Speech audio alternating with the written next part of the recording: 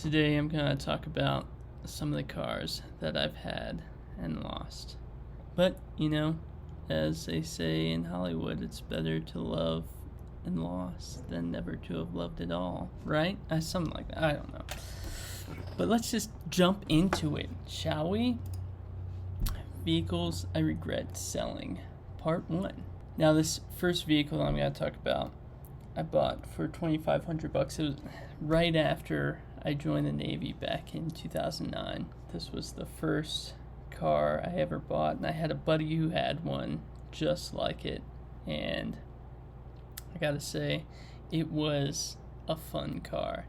Now, I also have to put a disclaimer out there. Some of these pictures are not mine, alright? So this first one, I took a picture of this car and sent it to my mom a long time ago, and I think I have a copy of it saved on my computer at home, but I'm still in Colorado Springs, so I don't have access to that right now. But that car is a 1991 Nissan 300ZX.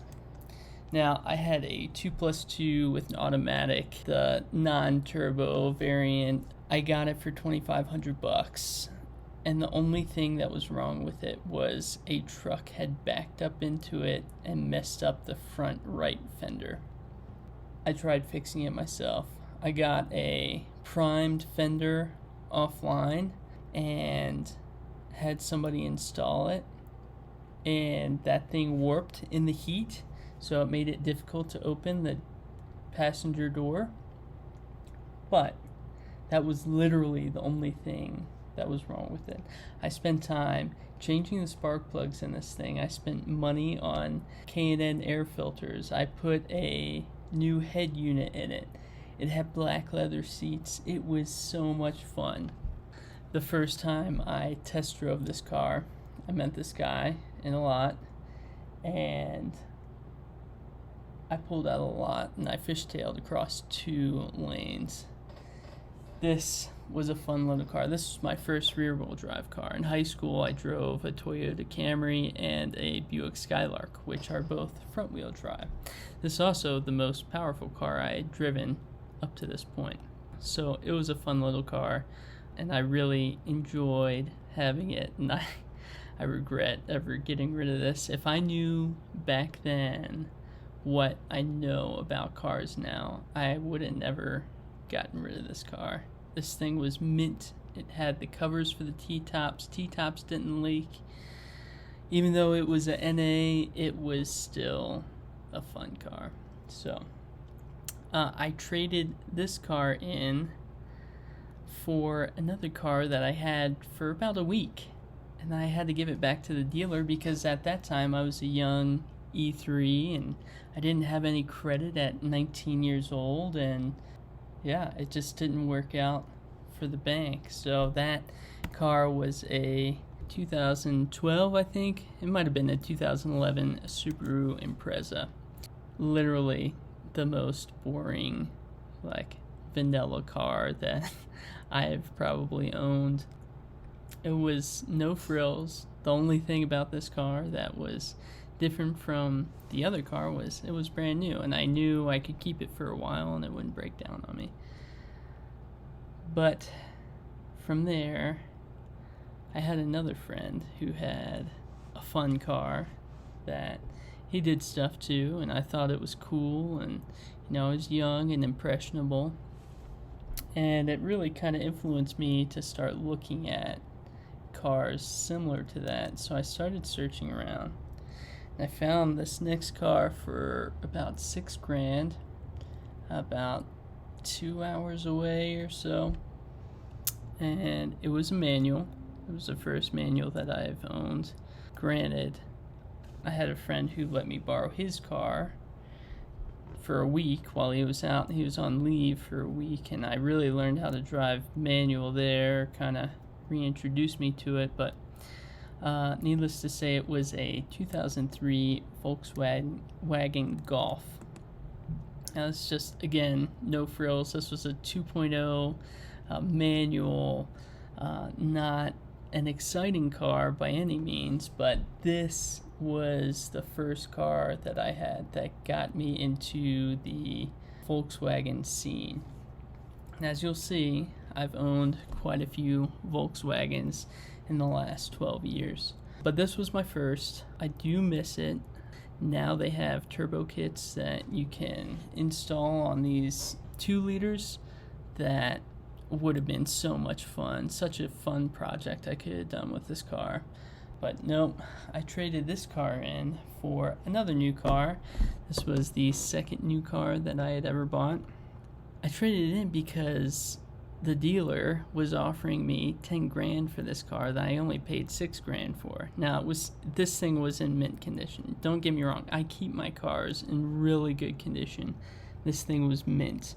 It was still under 100,000 miles. I think it had like 96 or 97,000 by the time I sold it. It ran like a tank. Like there was nothing that could have stopped this car because I take care of my vehicles. But he made me an offer I couldn't refuse, and I traded the 2003 Volkswagen Golf for a 2011 Volkswagen Gti. Now, as you can tell, I didn't take this photo because I'm in the photo. My mom took this photo of me when I drove home for a weekend from Georgia. And yeah, this thing was fun. I really enjoy having a hatchback. It was a good time. I wish that I just kept this car instead of going the next 2 iterations that I did, but you'll see that in a second. Needless to say, this had 2.0T. It had manual transmission, satellite radio. This was the first car I had that had satellite radio. I don't think this had a sunroof. This did not have a sunroof, but my next car did. A few months goes by of owning this car, and I start realizing how much of a mistake I made. So I start looking for other Volkswagens, going back to the Mark IV, which is that generation from 1999 to 2005. Found one that was 2 hours away in Atlanta, and I pulled the trigger on it, and I'm really glad I did because I enjoyed that car a lot.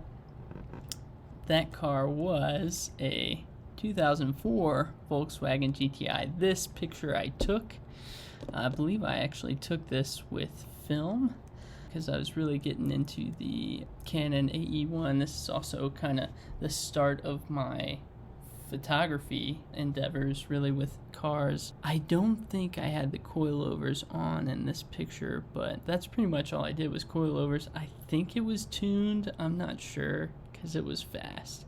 This car also had a sunroof, had leather seats, heated seats, which were really nice.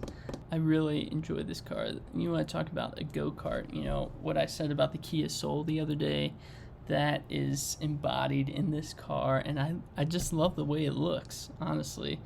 This is one of the few cars that I would go back and buy again in a heartbeat if I found one for the right price. So this, did I say it was manual, 1.8T, obviously 2-door, sunroof, fun little car. Those are 17-inch wheels. Those were called Ariettas, and the 18-inch wheels that were similar to that, which were very sought after. They're called Aristos, and they generally came on the R32 of the same generation. I know a lot about 1.8Ts, and if I could find one, even one that's blown up, I would take it for the right price, right? So I really love this car, and I started dating someone who did not like this car. So I, for whatever reason, again, I was young and impressionable. I had this car, and I took it and I traded it in for a newer car, which would be my